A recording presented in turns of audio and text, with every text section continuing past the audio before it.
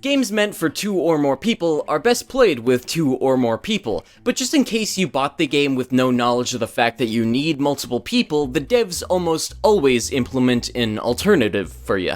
For instance, you bought Gang Beast, but you're on your own, so they're like, oh, here's online play for you. You bought Deep Rock Galactic, but you have no one to play with, so it's like, just play with the robot they give you. You bought 2 umbrellas, but there's only one of you, just use them both, I don't know what to tell you. I mean, you will 100% of the time enjoy multiplayer games with multiple people more than on your own, but you always have that option to forsake socializing even when you shouldn't. Overcooked should not be played alone. The core concept of the game is 2 or more chefs cooperating to prepare as much food in as little amount of time as possible. Some of the levels literally revolve around your 2 chefs being entirely separated and still having to coordinate. But just in case you end up in possession of this game and you live in the mountains of Iceland, the devs implemented a mode where you control both chefs. It goes from a game about coordinating to a game about multitasking. They balanced it differently to make it slightly more tolerable. You have to deliver less food overall because it takes longer to make each dish, but on top of that, they also slowed down each step in the cooking process. They did this to give you more time with your other chef, like they slowed down the time it takes to chop ingredients in single player so that you can use that time to switch to your other chef and start boiling a different ingredient you need for the dish. I'd like to argue that it turns Overcooked into a completely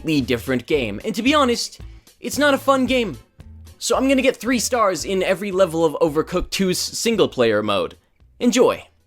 Because I fucking won't. I selected the turtle chef, so I could feed plastic back to the humans, and then I set out to beat the game. I went into this expecting the worst, because I can't multitask for shit. I fully expected to fail miserably at every turn. I expected to flounder around trying to keep up with which chef I was controlling, while also trying to keep on top of what order was next, but ultimately I thought I'd find a pretty good rhythm and then cruise my way through the early and mid-game levels, before the difficulty would spike and then the game would beat my ass purple. And the late game levels were harder. Trying to keep on top of what comes next was mentally taxing, and I did have trouble with controlling 2 chefs at once, but I was still flying through each level and getting 3 stars on my first or sometimes second attempt. Even the harder bonus levels I would sometimes beat take 1, and I'm not gonna lie, this shocked me substantially, and I was constantly asking myself the same question again and again. How the fuck am I gonna make this video interesting? It is objectively not interesting that I'm doing good at this game. I mean, you don't watch Wipeout to see the people beat the obstacle course, you watch for...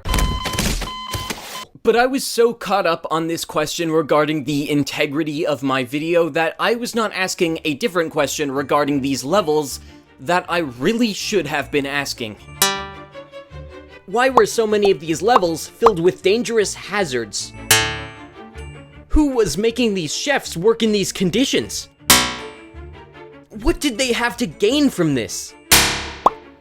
Why are these chefs just agreeing to work in these conditions? The restaurant kitchen, as it is, isn't the most cozy workplace environment in the first place. They work next to equipment that heats up to extremely high temperatures, meaning they can burn themselves accidentally. And also because of this heat, the kitchens also get really hot. They are also surrounded by dozens of knives and other sharp tools, and still, whoever orchestrates these levels throws these chefs into these dangerous positions. The types of things you will see in these levels are astronomically unsafe. These kitchens are placed in public areas where the pedestrians will actively walk into you as you're cooking. Some levels will be in the middle of the street and the road will not be closed off to traffic. These chefs are expected to deep fry on rafts barreling down a river, just hoping they don't spill scalding oil on themselves. They cook burritos on a suspended wood platform above a chasm in a mine. Don't even get me started on the hot air balloon that was on fire and then fell out of the sky. It landed on a restaurant below. Thankfully, the chefs were unharmed, but that just meant that they legitimately had to continue to work. Here's the kicker. After that absolute catastrophe that could have led to dozens of lawsuits, they send your chefs back up into more hot air balloons in future levels, acting like the last one didn't fall out of the sky. Another level has wind coming out of tunnels at such high speeds that it pushes your characters dangerously fast. So I looked up what wind speed it would take to push a human-sized turtle, and I didn't even find an answer. Meaning science itself still hasn't even dared to see how fast the wind would be needing to move to push a human-sized turtle. And still, these chefs are required to work in these conditions? Who is behind all of this? At first, I thought it was as open and shut as King Onion, because he's the one who gives you your quest in the first place, and who else could it be? But then, I thought about it more.